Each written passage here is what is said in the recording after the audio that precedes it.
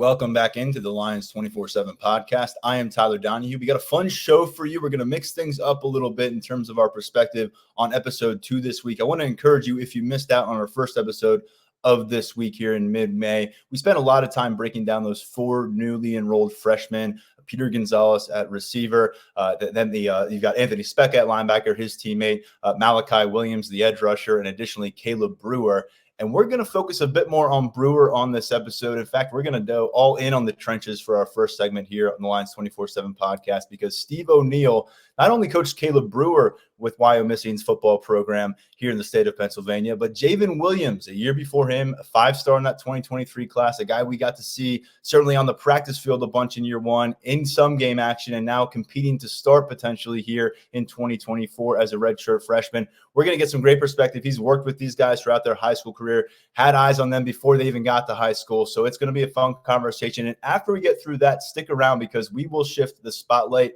down the road a little bit. I know it's only mid-May, but that kickoff, you can start to just sense the pace starting to pick up just around the Penn State community a little bit. August 31st on the road at West Virginia. Obviously, there's a lot of stepping stones between now and then, but we're going to have one of our Mountaineer beat reporters from the 24/7 Sports Network on with us, kind of give us the lowdown on where that West Virginia program is coming out of spring ball, entering the summer in a much better spot, it would appear, than they were this time last year, leading up to the season opener in Beaver Stadium. But as promised, we begin in the trenches. We begin with Steve O'Neill from Wyomissing High School's football program. Welcome, Steve. We really appreciate it.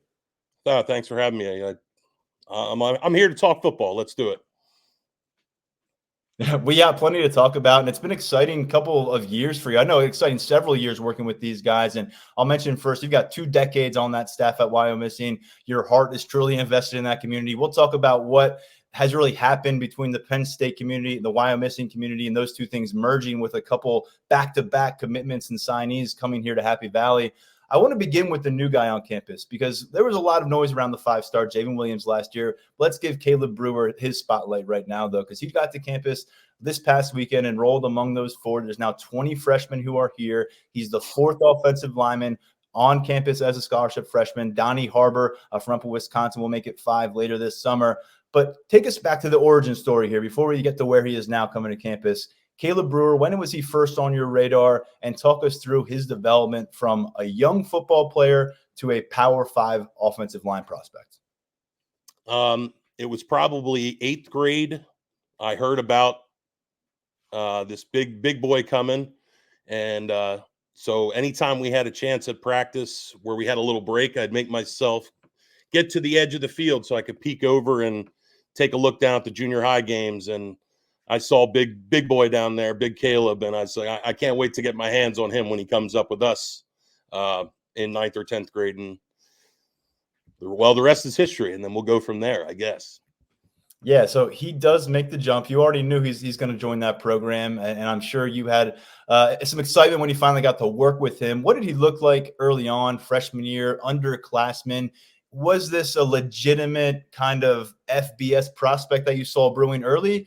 And no pun intended by the brewing, by the way. Or did Caleb actually kind of surprise you, maybe surprise the coaching staff in how he was able to assemble that kind of offer list? With the size right off the bat, I had a feeling. And then when I got a good look when he was finally with us, the way he could move at that size, I'm like, okay, this, not to the degree, Javin's a different type of player, but you could see the athletic ability with the size already. So I had a feeling, and then I heard that he's a worker in the weight room. So then all the things were coming together, and he was able to compete as a 10th grader. And we were we were in the state final that year. There wasn't a sophomore that played on that team, that started on that team, but he played a little bit that year on defense as a sophomore. He actually played in the state final. But you could tell, and I said to him at the end of his sophomore year, I said, it's up to you, dude. You have all the ability to be a Division I player. And again, he did it. He worked in where we are now. Ends up approaching 30 scholarship offers. He is the number 13 player in the state of Pennsylvania in 24/7 sports rankings for the past recruiting cycle, 2024 cycle. But how many positions did he ultimately end up playing for you, both sides of the ball, during the course of his career at Wyomissing? Because I know he was viewed as a kind of jumbo athlete at different points of his career, kind of a guy that, depending on the college coaching staff you may have had a conversation with, there may have been a different blueprint in plan for Caleb Brewer. Yeah, he played all. We're a 3-4, and he played all three of the spots up front. But we really loved him on the nose. He demanded a double team, so that made everybody else's job easier. On offense, he played tight end. We had a 300-pound tight end as his junior year, and then we moved him back to tackle. He played tackle as a sophomore, tight end.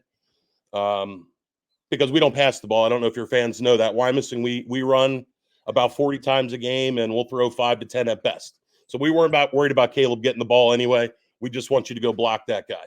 So he played tight end and then tackle his senior year. But we started to look him at guard as well. But we didn't want to make that change later in the season, so we kept it as is. But he could play guard as well for us. And our expectation here in Happy Valley is that the interior is kind of going to be his initial landing spot, maybe his chance to work through some progressions under Phil Troutwine initially here in year one.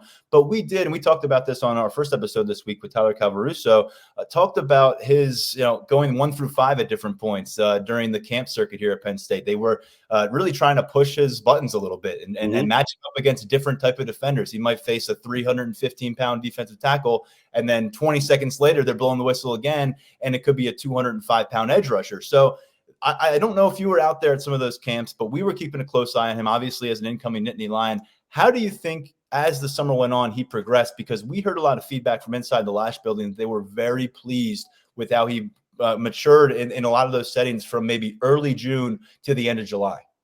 Well, he was – I don't know for sure, but I think he went to every one. I think he went to every camp that was offered for Penn State because he wanted to get that extra work. And then he also worked, again, Payson Ziegler, who's the class before, who's full ride to Sacred Heart. Payson was home, and him and Payson worked on their pass pro as well during the summer after our football workout. So he was putting the work at Penn State and at home. Besides the football stuff that we were doing, he was doing extra on his own. And you were talking about throwing him in the fire. That's where Caleb lives, man. He loves the challenge. He loves the fight. That, if you ask me what kind of player he is, that is who he is. He is looking for the fight. He's looking for the maul. He wants that action. He lives for that action. I know he a regional lineman of the year, a guy who had a bunch of college football opportunities, but he also was a pretty decorated high school wrestler. And we've seen some big-time wrestlers come through here, state champions on both sides of the trenches. And it always is something that they tell us down the road when they have success at Penn State on the football field. They say, well, I learned a lot about myself on those high school wrestling matches. What do you think Caleb kind of came away from that side? Because it's not anything that we're going to focus on with his athletic career moving forward, but I'd imagine it's going to be at the foundation of what he's about a little bit. Hips, hands, and nastiness. It's a one-on-one. You're out there by yourself. You got no one else to rely on. Just like you're going to be down in the trenches going against that 3-or-1 technique, you might be by yourself. And, that's his mentality, and he can do it. I believe in him. 6'4", 270 pounds was where he was listed on signing day. I know he's added some weight since then. He had wrestling to deal with. He was working on both sides of the football. We talked about that being a reason to shed some weight, be a little bit lighter. Where do you see him physically landing? Because I know he's been 300 pounds before. You mentioned he was a 300-pound tight end. Correct. So where do you think that physical progression goes now that he's under the wings of Chuck Losey and Phil Troutwine and James Franklin? Well, he was even struggling to get the weight back on. I was like, don't worry. When you get up there, they're going to throw that. They're going to throw food at you. You'll get that weight, and they're going to put the good weight on you. I think he can get back to – he'll be at 300 easy. I think he'll be back to 300 before camp starts, and then Penn State can do what they do with the weight room, which he's already dedicated. You'll find Caleb – you don't have to worry about that part. You're going to find Caleb living in the weight room whenever he has an opportunity. So he's naturally going to get stronger, and then Penn State will throw that weight on. But I think he can get back to 300 easily before camp would start. Before we get over to Javin Williams, is there a moment or moments during his high school career with Caleb when you were, in crunch time and facing competitive atmospheres that you'll really carry with you, regardless of what he may accomplish at Penn State, maybe beyond in his professional football career if he gets that opportunity, something that's just going to stick with you when it comes to Caleb Brewer? He really stepped up this year. The second half of the year, defensively, I have moments I can think about where, offense is his baby, but defense, we needed him to be just as big of an impact. And Lampeter to get the number 1 seed week 10, he was unblockable that night. He was just getting up and down the line, just making plays.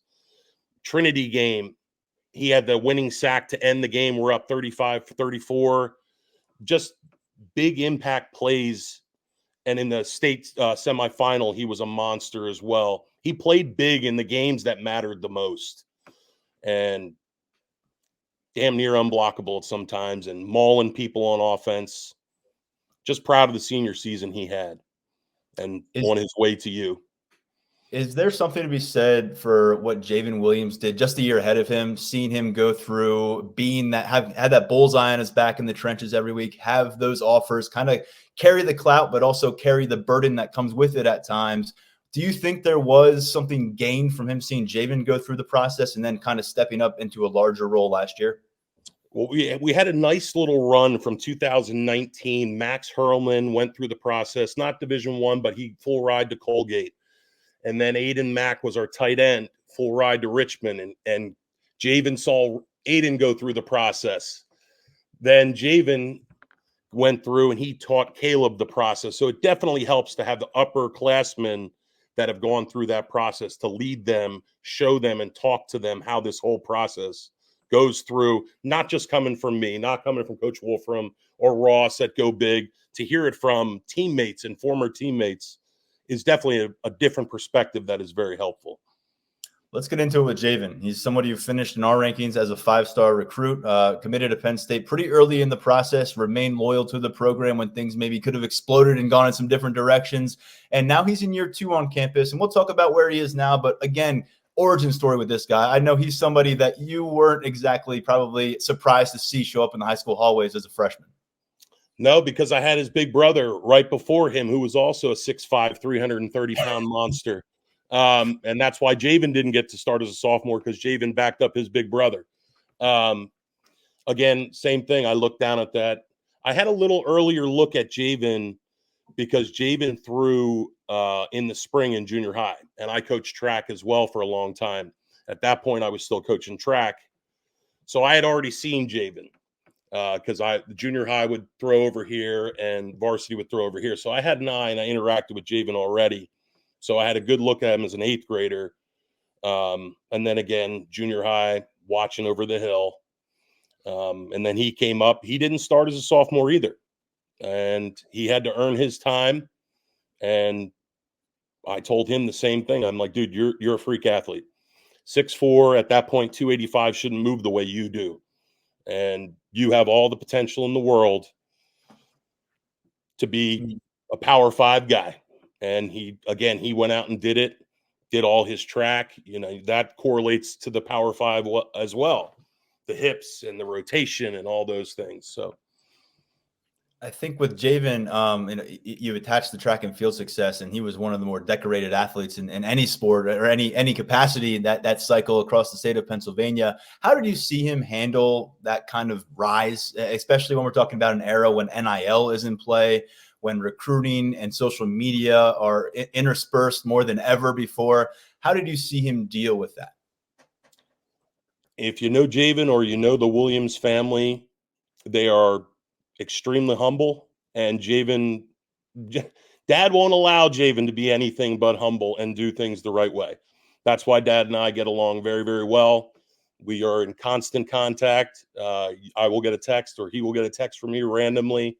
Dad wouldn't allow that. And that's who they are. That's their family. That's not who they are. That's what I'll say to that. You mentioned that Wyomissing loves to run the football. I know that you enjoy that as an offensive line coach, and I know your offensive linemen do too. Watching Javin's highlights throughout his high school career as an upperclassman was so fun because it felt like he was always downfield, running almost like a running back or a fullback down the field. And you match that with his size, his measurements, and yeah, that's just a different person out there. So can you describe what his role was in the offense? Because to me, he's like the ultimate chess piece, and I know he was inside, he was outside. Was he a tight end too? I mean, tell me how many different ways you got him involved as an upperclassman. Well, guys, we run the wing T, if you don't know, but we run a little bit of a different wing T. Our guards, it's not you pull right, you pull. Our guards have completely different jobs. Our tackles have completely different jobs. And at points throughout his career, Javin played 4 of the 5. I wouldn't let him play center, though he did want to play center as well, but I wouldn't let him. But he could play all 5 for us up front. Senior year, he was our lead guard. Junior year, he was our strong tackle, but also part-time lead guard because our other lead guard was a starting linebacker, so we'd rotate and give those guys a break. But he was our lead guard and our strong tackle, who also got to pull a lot in our offense. Where you see Caleb pulling in his film, that's our strong tackle position. That was Caleb. So he got to pull. But Javin was our lead guard and a very good one. He would lead probably on about 75% of our plays. He's involved in it, leading the play. Considering that success, and I know that he was very much willing to play guard at the college level. It was, but why do you think that tackle is ultimately where he made that transition full-time last year as a freshman? We're seeing him through spring working on the left side, but why do you think Phil Troutwine and ultimately Javin made that decision and kind of had him settle into that spot overall? Well, I think we both know you put your premier athlete at left tackle. So, and I don't know the other guys up there, and I hope them all the best, but I think Javin is a premier athlete for an offensive lineman, and you put that guy at your blind side when he's ready to go, and I think that's going to be protected in the future, and that's why I think he's out there. His athletic ability, he can move, got great feet. Once he gets all the techniques that Coach Trout wants, I think he could be a nice player for PSU. What kind of feedback did you get from Javin, and maybe just generally maybe some getting to pick the brains of coaches perhaps over the course of year one about his development? And it's always a difficult transition for players to go from being the guy in just about every game that you're involved in to, getting on the field for a few snaps or 3 or 4 games over the course of a long season. How did he handle that aspect? And what do you think he ultimately was able to come away from year one with in his back pocket? I mean, a competitor is going to be frustrated. That's as a competitor, you want to be out there, but he understood, Olu's a top 10 pick. That's number 1, right? Olu. Yep. Yeah. And, you got experienced guys. You got to wait your time. You got to wait for your turn. And he understood that, but it's still frustrating. You want to be on the field as a competitor. So I understood that, but he kept it in check, and he knows his time's coming this year, next year, his time's coming. So he's laser focused. He got a lot of run in the spring game, and I know you were up there. We'll talk about that in a second. You brought a whole crew up, but he got a lot of run. How do you think, based on what you may have seen yourself, but also just speaking of Javin, how is he different here in year 2 than he was as the freshman who showed up to Happy Valley in 2023? I actually just said this to his dad about 10 days ago. I said he's becoming a young man now. He went to school at 17 years old. He had just turned 17 in August of his senior year. He's got to be one of the youngest in that class, but he went from a 17-year-old kid. He's sounding more and more like a young man to me, maturing, talking to me about grades and what he wants and goals in the academic side. Besides the football things, just maturing as a young man is probably the biggest thing I noticed, and the biggest compliment I can give him is, besides the football, you're becoming a young man and doing the things the right way. And I'm proud of you. And I tell them all the time. I tell both of them all the time. You got 100 guys, more than 100 guys in a college football locker room, but you got 2 here in Caleb and Javin who have a history. What will it mean for them, you think, to be able to see each other from across the locker room, to see each other on the practice field every day, to deal with the trials and tribulations that can come with being an athlete at this level with someone that you have that history with? what does it do for them? And you got someone that you have a connection further than the guys that you've been in the locker room for a year with. Caleb and Javin been friends for a long time. You got someone you got a little more trust with, maybe a little more trust with but someone you can talk to. And I told Caleb, I said, you got Javin that's been there for a year and a half now. Soak everything up. Be a sponge. Follow Javin everywhere. Follow, if he tells you this is the guard you should go talk to, who knows how to, what the scheme is, find that guy. Listen to what Javin, because he's got a year experience and he knows how Drew Shelton and Olu helped him and how much that meant to him. Caleb's got to find that guy, will be helpful, and Javin will direct him in the right places. Let's finish here, because when you send two players to the same program like this, and again, all due respect to your program, it hasn't been a Power 5 factory, right? So this has been really exciting stretch for you, a really rare opportunity. And there's a lot of Penn State fans already built in to that community. So what has it been like? What is kind of developing between that pipeline? And I know you had, 50 people on a bus come up for the spring game from Wyomissing. Talk us through that. One of our other coaches called a bus company up in Schuylkill County and said, are you guys using your bus? Are you planning to go to the Penn State game? They're like, I guess we can go to the Penn State game. So we loaded up 50 Wyomissing/Penn State football fans, 7 a.m, hit the road to get up there and watch Javin play. As I mentioned to you before, and for the fans out there, Wyomissing is our colors are blue and white, just like Penn State, and we are it's a Penn State community. Die hard. You'll find Penn State. This is before Javin, guys, before Caleb. There are Penn State signs all over Wyomissing, and there's another class of Penn Staters coming up, class of whatever they're going to be, and big time supporters of Penn State, as am I. And I'll break the news. I was not a Penn State fan before. I rooted for Penn State. O'Neill, I was my grandfather. I had to be a Notre Damer. Once Javin committed, that was it. I'm Penn State for the rest of my life now. Put that out there.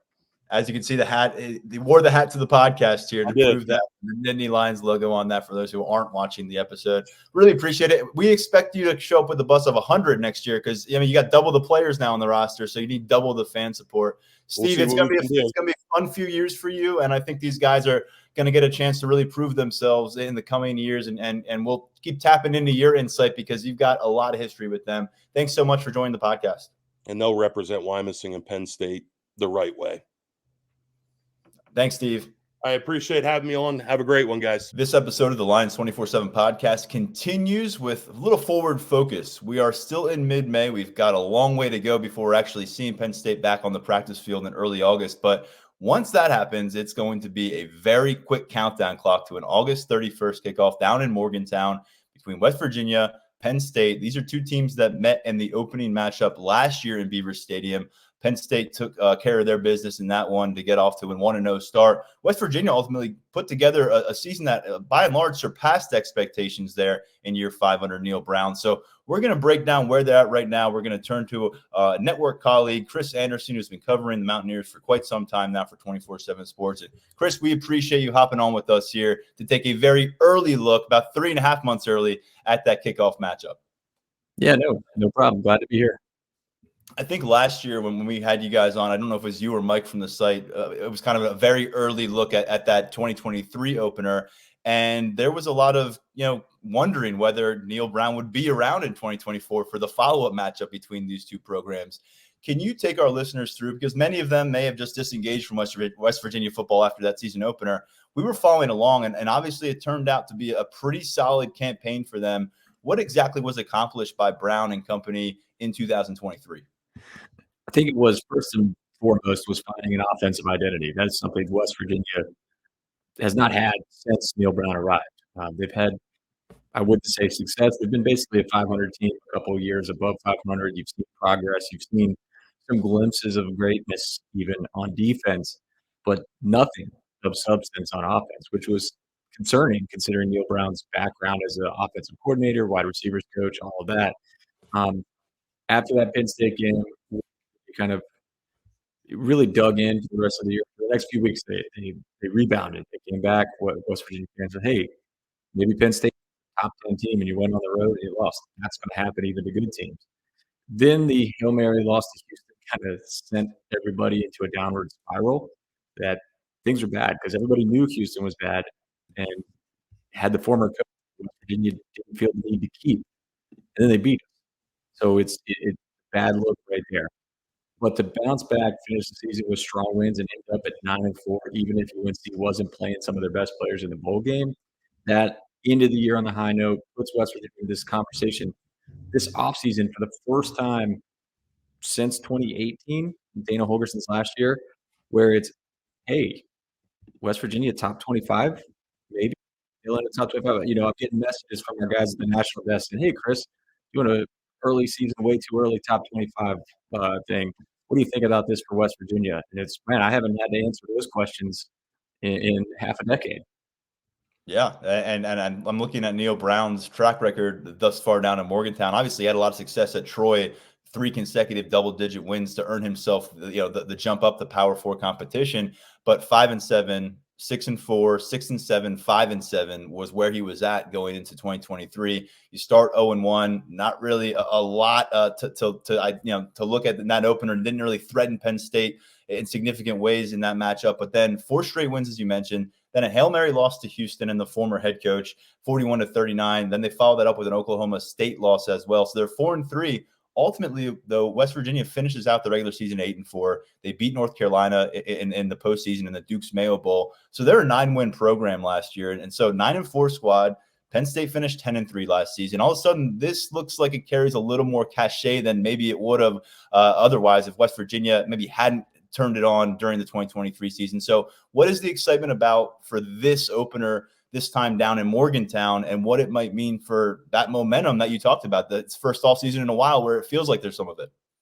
Yeah, do you think there's, I don't want to say pressure, I guess maybe it is pressure, but to follow up on that. You can't go, if you get to 9 wins and then you come back and you only win 6, that's not taking one step back. That's going to feel like it's taken 3 or 4 that you've slid all the way back to the bottom of the mountain, if you will.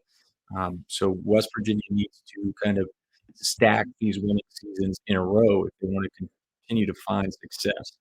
And this game against Penn State, it's a potential statement maker for West Virginia. You're at home, should have a good crowd. First time in a long time Penn State's been in Morgantown, maybe a literal generation.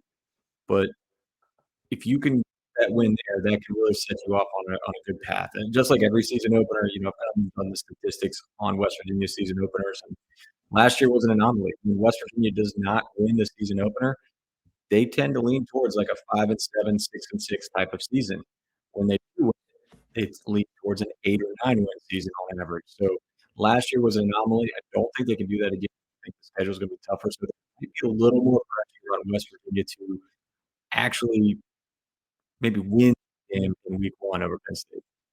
They're going to follow that up with a home matchup against Albany. They'll go on the road to take on Pittsburgh and then dive into their Big 12 schedule, which this year features some newcomers. You got Arizona in that mix. They have a trip out to the Southwest later. But obviously the focus here on the podcast is that week 1 matchup. And when you're talking about familiar names, I mean, Garrett Green was somebody that James Franklin was highly complimentary of coming out of the season opener last year. He told us, and then the Penn State beat, that he felt like the West Virginia quarterback in Green was going to give team fits for the rest of the season. And ultimately, I think he came through with 3 100-yard rushing performances over the course of the season. He's a guy that against Penn State, 16 of 27 passing, 162 yards, 71 yards on the ground, and a touchdown on the ground as well. It was an early sign of how elite that Nittany Lions defense was going to be throughout the regular season. So it was a tough test for Green. But how did he come out the other side of that season, and how much of a threat is he right now at the quarterback position as West Virginia prepares to face Penn State and everybody else in 2024? I think he truly embraced the new identity, which was run first, run second, run third. And then if you're going to pass, go for it, all of it. That has its ups and downs, obviously. Running the ball, he's a threat. He's a guy that I think is sneakily quick, like, top end speed, it's not there, but he very quickly goes from, I'm passing to full speed faster than most quarterbacks. He's the most athletic, best running quarterbacks you'll see in the country. And I think that catches people off guard. It helps them get those 10, 15, 20-yard gains. And as everybody knows, if you have a quarterback that can at least be competent scrambling, there's a huge difference between, say, 2nd and 17 and 2nd and 16. Turning that sack into even just a 2 or 3 yard gain is big. It changes the identity of the offense. It changes what can happen on 2nd and 3rd down. And Green was not only doing that, but then gaining big yards after that. In the passing game, it was really hit or miss. Like I said, he either went for it all or it wasn't happening. And that's okay. Like, I think it's set up that way because of the running offense where teams were kind of stacking up against the line. So he would attack deep. His completion percentage was pretty low, 52%. But even with the short passes, he was struggling. And Neil Brown, and I'm paraphrasing here, but he said something along the lines of about 2/3 of the way through the season, hell, he's only going to make 50% of his passes anyway, so you might as well throw it long, which I guess is a compliment, but also raises some concerns about, hey, if a team can find a way to game plan to take away the deep pass and the run at the same time, which is probably easier said than done, he's going to struggle. So this offseason, they spent a lot of time trying to fix that short to mid-range throwing game. I want to keep the focus in the backfield before we get over to some of the other weapons in that passing game, because that is where you've got a lot of consistency in what you're seeing from the 2023 roster and into the 2024 roster for West Virginia. Not only at quarterback, but two young running backs last year really shined in their own ways. Jaheim White as a freshman, CJ Donaldson as a sophomore. Both of those guys were well over 700 yards. You had three guys here, including the quarterback and Garrett Green, go over 700 rushing yards on the season. White averaged about 7.7 yards per carry. And then you had CJ Donaldson close to 5 yards per pop. What is that tandem kind of setting up for West Virginia? Because it clearly sounds the foundation of this offense is going to be on the ground. How are these guys complementary of each other, and where can that duo go in their next campaign together? Yeah, they're very different. Donaldson and White, that is. Donaldson is a bigger guy. He's a converted tight end. He played tight end in high school. He's a big, thick back that runs straight lines, which, for better or worse, again, there's ups and downs with that. At times last year, he was just not getting yards because he would just grab the ball, run straight forward. That was it. Against better teams, that didn't work.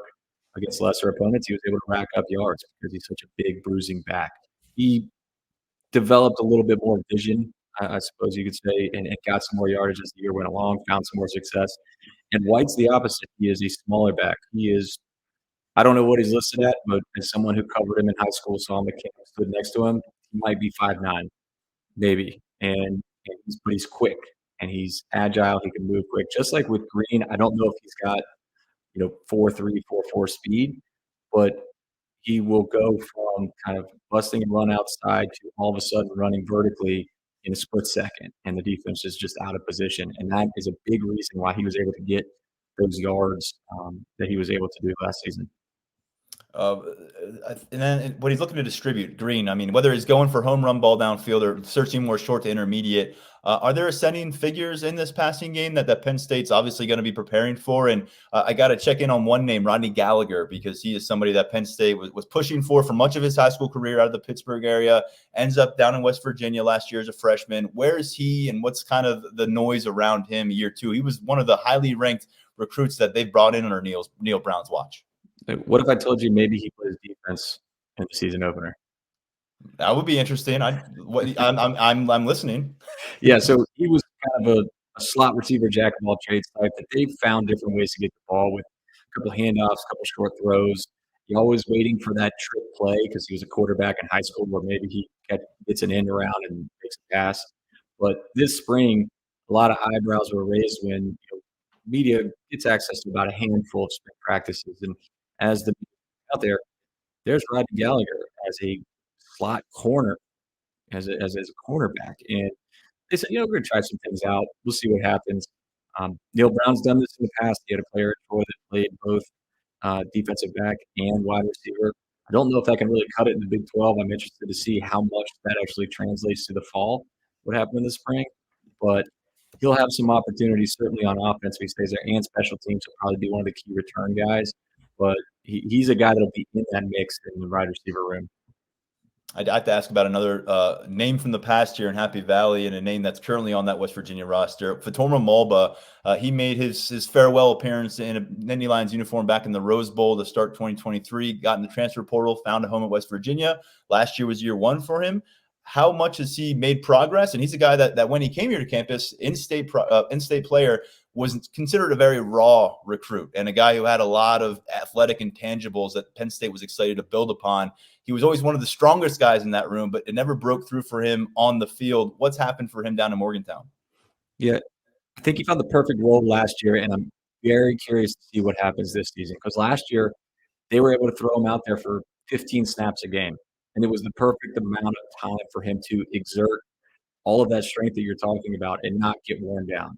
So, hey, 10, 15, maybe 20 snaps a game, get in, make a difference, get out. He graded out very highly on PFF. He received a lot of praise from the coaching staff for that. This year, some of those guys are gone that were in that rotation, and he is expected to be the starter in the middle, that nose tackle, nose guard, whatever you want to call it, position for West Virginia. I don't know if they're going to move him up to 40, 50, 60 snaps a game. Nobody really gets over, 50 snaps a game at this point on the defensive line with the way West Virginia rotates. So I'm curious how much they're going to limit him, or if they don't limit him, how much that might impact his performance. So I know I kind of blew up the question with Rodney Gallagher, but who do you see as the kind of maybe a centerpiece figure or a go-to figure in this passing attack? Just looking through last year's results, I know Devin Carter came through and we thought he'd be playing for Penn State initially. He ends up leading the team with 500 receiving yards. No one else gets to that mark. So I'm looking through and I'm seeing not a lot of gaudy stats. That means someone maybe has room to rise here. Is there a name that you're hearing down there on campus that Penn State should specifically be on high alert for? Yeah, there's two guys I'd keep an eye on. I mean, West Virginia's, issue last season, especially a receiver, and really the last few years has been they have a lot of number 2 receivers, number 2 and number 3 receivers. Where's the number 1? I don't think they've had one in several years. I'm not sure if they're going to have one this year. Your best bets might be Traylon Ray. He was a true freshman last year, really came on as the season went along, got more snaps. In the Duke's Mayo Bowl, he was the one who caught the 75-yard touchdown pass on the first play of the game. He started getting starts as the season went along, and he is a guy that is expected to start on the outside for them this season. And then there's Oklahoma State transfer Jaden Bray. He showed up in the spring, and I think it was between the first and second practice, maybe the second and third practice, we had an opportunity to speak with wide receivers coach Bilal Marshall, and he was just like, this guy's different.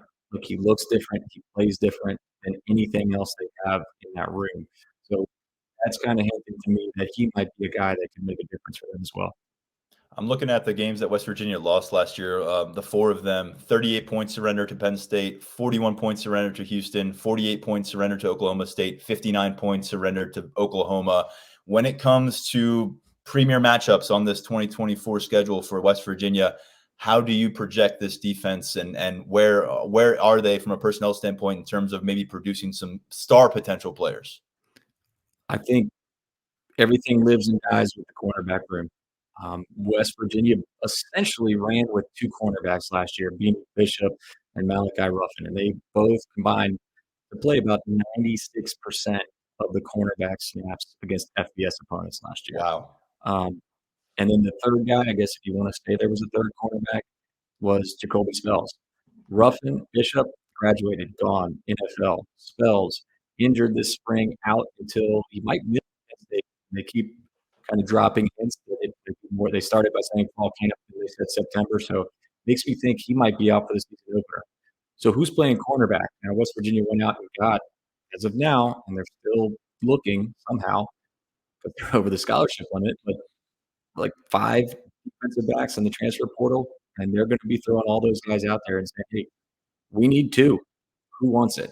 And there's potential for a couple of those guys to step up, certainly. I mean, we saw it with Beanie Bishop last year. He went from kind of like a 3rd or 4th corner at Minnesota and sent this All-American to West Virginia. So you're hoping for that. Odds of that, not very high. But it's going to live and die with that room, and if they can find at least 2, preferably 3 guys that can be decent, serviceable there. You mentioned some roster newcomers in our conversation here, transfers who've come in. Are there any other new guys down in Morgantown who are capable of really making that game 1 impact that you see, whether it's the freshman class, transfer class that we haven't mentioned yet on the show? Bray would be a big one. So the backs guys, Garnet Hollis from Northwestern would be one of them. Aiden Garnes from Duquesne is another cornerback. Sleeper pick. I'm curious about game one. I just don't know how much he's going to get thrown into the mix. But Ty French, who's an FCS transfer out of Gardner-Webb, who was an All-American and was there recruited solely because of his pass rushing ability.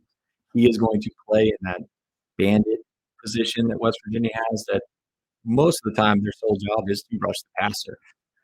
I say sleeper pick because when you get that specialized, I'm curious how many snaps he'll end up getting and how early and often he'll get on the field. So, but I think once he gets on there, he'll be able to find success and find a role in this defense. So he might be a guy that you're looking to West Virginia and 10 and be like, hey, this guy's got 7 sacks already. This guy's making a difference. Tell me what you think when you think if it goes off the rails for West Virginia and they can't duplicate their success, what is kind of the elephant in the room? What is the biggest issue that you see for this squad? That cornerback room will be one. Like that secondary is decimated. Safety has a couple starters back, but no depth. Cornerback has nothing coming back. They're trying all new guys. So I think that's going to be the biggest issue. And then the next thing is going to be kind of a swing in schedule luck. Last year, West Virginia was able to play against some of the bottom teams in the Big 12. Even though they had their own quarterback injuries, Garrett Green missed 2 games, and West Virginia won both of them. But people will point to the fact that West Virginia got, I believe it was 4 backup quarterbacks throughout the year, and say, hey, maybe there's something fake about that 9 wins. Well, this season, we'll see if that happens against backups. Is pretty rare, but also West Virginia does not, because of the influx of new teams in the Big 12. You're not playing everybody in the conference anymore. West Virginia does not face any of the bottom, either 4 or bottom 5 teams as far as projected win totals. So West Virginia's Big 12 schedule skews tougher than most of the other teams in the Big 12. And it kind of, 1 + 1 = 2 here. You face a tougher schedule, it's going to be harder to get wins. I want to finish with this, and I'm not going to ask you to go down. We're not going to do X's and O's for the matchup yet because we don't even know what the complete rosters will look like, what the depth charts are going to look like. But just generally, I've been taking a look at the early betting spread for this matchup. It looks like it's somewhere between 10 points, 12 points in that kind of range. What's your early, impression of that betting line based on what you understand about that West Virginia team? Yeah, this was a topic that we discussed over at our West Virginia site not too long ago, because I think I saw it at 12 and a half. I thought, boy, that's hefty. Because in my mind, if you had asked me before I saw that, what do you think the line's going to be? I would have said probably Penn State 9.5, thinking, Vegas likes to dabble around those key numbers of 3, 7, 10, 14. And I was thinking 9.5 might be enticing enough to get money on Penn State. It's going to be at West Virginia, home crowd, returning a lot of players on offense, so they'll be able to score some points. So I thought the line would be somewhere around 9.5. Seeing it at 12.5 like I did the other day seems, I don't want to say disrespectful to WVU, but it just seems higher than I thought it was going to be. But I did think Penn State would be, a healthy favorite coming into this game. Vegas has about 105 days to figure out where that spread ultimately lands. So we'll stay tuned. I just want to set the stage because we have a lot of listeners who are going to make that road trip. They're excited to go down to Morgantown. We know it's a great atmosphere. In terms of hype that you anticipate leading up as August gets later and later and this game gets closer and closer, where will this be for enthusiasm, energy, compared to West Virginia the last few years? Does this shape up to be one of the bigger moments down in Morgantown for the football program in a while? Yeah, I think so. In part, the opponent, again, for maybe not for the younger crowd. If you get to the younger generation, they're not that they don't know Penn State, but they don't know the rivalry. The older generation can be very familiar with the two teams facing off all the time. But it's a regional opponent, which, again, big fan of, that always brings out the best and worst in both fan bases. So I think there'll be hype around that. Season opener, always a big thing. But here's the thing. This is pretty rare, at least for West Virginia in recent years, because typically you look at the season opener and West Virginia, they might open with an FCS opponent and say, yeah, let's get an FCS opponent, get that out of the way. Or if they do play another FBS team, it's at a neutral site. They played Tennessee a couple years ago, but that was in Charlotte. They played Alabama. That was in Atlanta, and so on and so forth. So a home game against a longtime rival in the season opener where both teams might be ranked in the top 25. I think that's going to rank up there with the biggest hype around a WVU game in quite some time. Well, we'll look forward to it. In the meantime, you can follow all Chris's coverage over at our West Virginia site within the 24/7 Sports Network, and we'll get someone back on from that site to help preview this one again as we get closer to kickoff. But enjoy your summer in the meantime. Really good to catch up with you and learning a little bit more about the Mountaineers. Yeah, thanks for having me on. Appreciate it. Appreciate Chris for hopping on. Before him, we heard from Steve O'Neill, Wyomissing's offensive line coach, who gave us the lowdown on a couple young Nittany Lions offensive linemen. That's going to do it for this episode. We will be back on the camp circuit this weekend. It's going to be a lot of camp coverage coming your way at Lions247.com. Myself, Daniel Gallen, Mark Brennan, Grace Brennan. We also have a national recruiting analyst, Anna Adams, coming in from 24/7 Sports Network. We're all going to be at the Elite 11 State College event. So they're going to have top quarterbacks from the country, top position players also are going to be involved there. We will be there. We'll bring you everything. And meanwhile, Brian Doan and Tyler Calvaruso are going to head down to the Baltimore Under Armour camp, where there's a lot of Penn State targets involved down there, some commits, I think, as well. So between now and our next episode of the podcast, I encourage you to head over to lions247.com for the latest on recruiting. There's also going to be a huge group of prospects coming to campus on Saturday to check out Happy Valley, get to know the staff a little bit better. We'll see what comes of that, but it is a really impressive list of blue chip talent coming to campus this weekend. Follow all the coverage at lions247.com. We'll do our best to bring you as many updates as possible with our first episode next week coming out of all this stuff. For now, saying goodbye and stepping aside, I am Tyler Donahue. Thanks as always for listening to the Lions 24/7 podcast.